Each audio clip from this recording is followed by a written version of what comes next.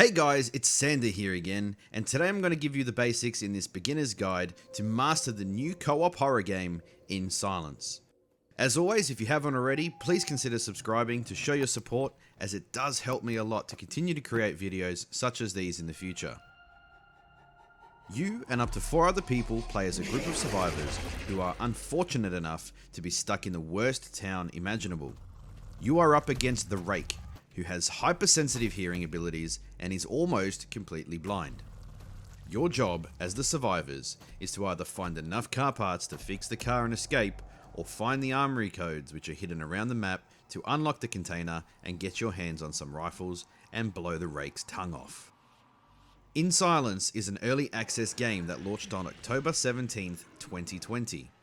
Being early access, some bugs are expected and content is still at its basic level, but with that being said, it's still very much playable and you can still enjoy a solid experience while playing with your friends. As a survivor, you are equipped with the sufficient tools to get out of there alive. There are also many items around the map that you can turn on and use to your benefit to create sound and distract the Rake. These are things such as TV units and radios. You also start off with 4 rocks by default, which you can throw to create sound in different directions if the Rake is near you, and these will recharge over time.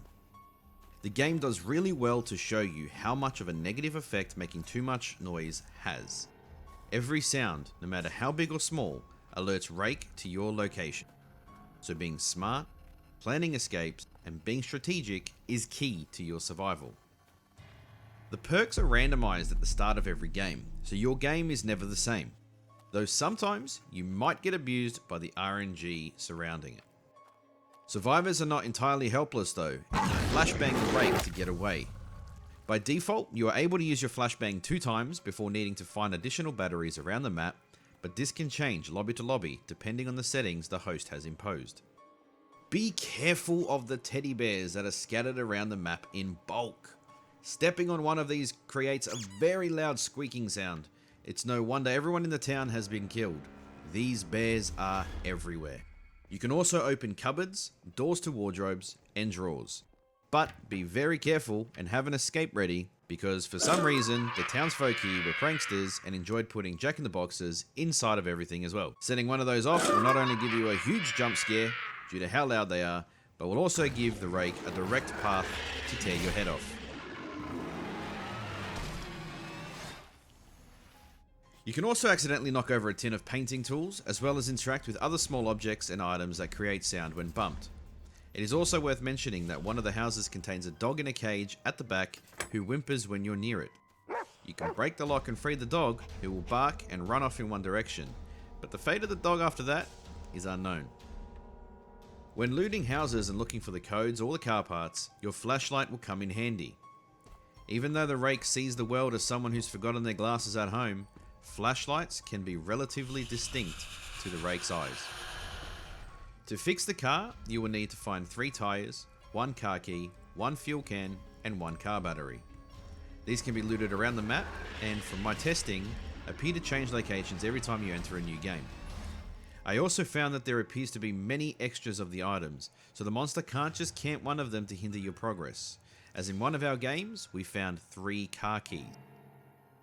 Batteries can also be looted around the map and are used to recharge your flashbang ability, which is definitely annoying to the Rake.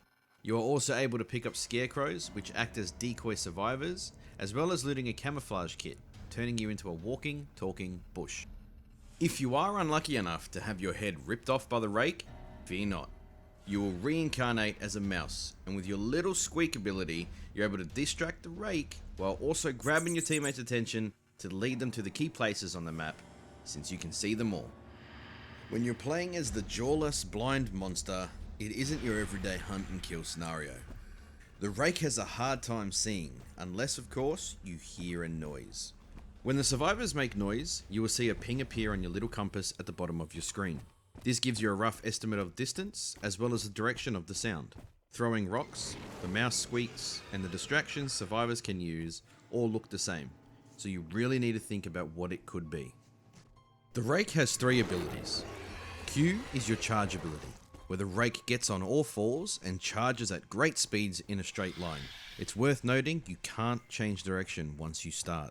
E will up your senses and give you clearer vision for a few seconds, while spacebar lets you perform the basic jump. Getting flashbanged can definitely trigger you as the rake, and you should expect it quite often. But nothing beats the satisfaction you receive once you finally get to take off that pesky survivor's head.